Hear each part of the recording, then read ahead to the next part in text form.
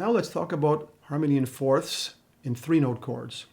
As you can see, there's really three possibilities. There's perfect fourth plus perfect fourth plus augmented, or augmented plus perfect. Let's talk about the first one. The first one is the pure fourth sound. Okay. Inversion brings in the fifth, and this can be useful for cadence. If you look at the end of example 3, that big fifth between the bass and the G sharp above it, and then the other fifth of D sharp, gives a certain stability to the cadence, which makes it more convincing. Also, the change of register gives us more stability as well. Also notice in example 3 that varying spacings can sometimes create ninths and seconds and sevenths just because of the way the notes are laid out. Even though they're ornamental, they tell us that the harmony isn't absolutely constrained to simply fourths all the time, and that can be quite a useful thing. Generally, the sound in this kind of harmony is fairly calm.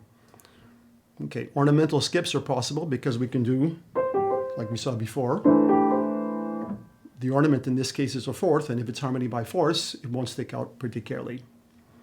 Any note in these kinds of harmony can be doubled because the whole is very stable. If we now look at perfect plus augmented, or augmented plus perfect, we consider them together, the tritone is noticeably more dissonant and can require resolution. Let's look at example 4.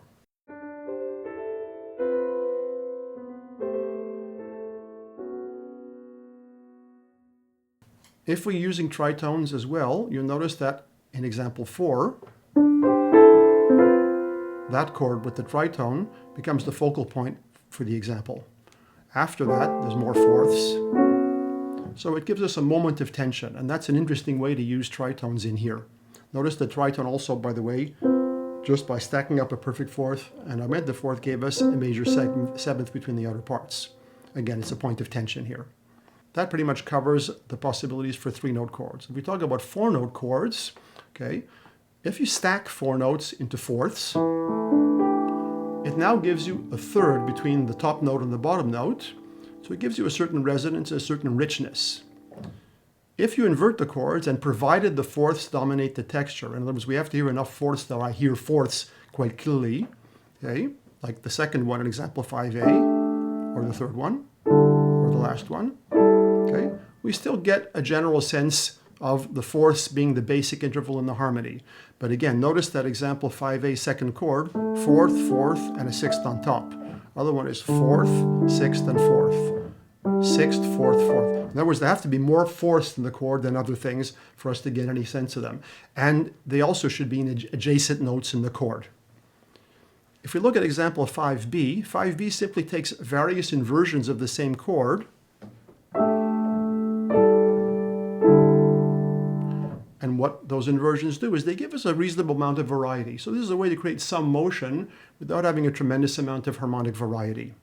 Notice also that once we have these chords in fourths, which do create some thirds and sixths as they go along, another point about this is the fact that there are thirds and sixths means that it's possible to combine this kind of harmony with harmony in thirds. We'll be talking more about that in the last lesson. If we build up harmony by fifths instead of fourths, since the fifths can easily suggest triads, it's important not to overemphasize the thirds in the chord. Let's listen to example 6.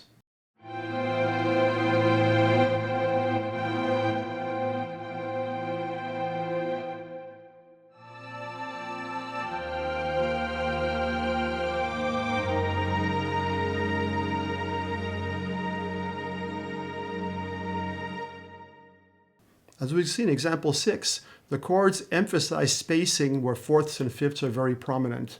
I'm avoiding, generally speaking, spacings where thirds or sixths are prominent. In fact, the only place where there is a sixth is the last chord in the second bar. There.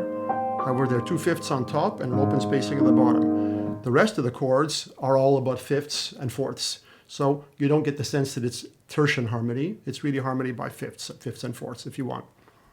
Okay, so if the fifths and the fourths are mixed, the perfect fourth can become more restless.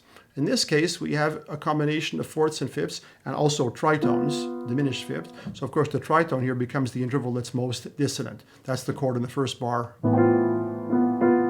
The other chords are more transparent.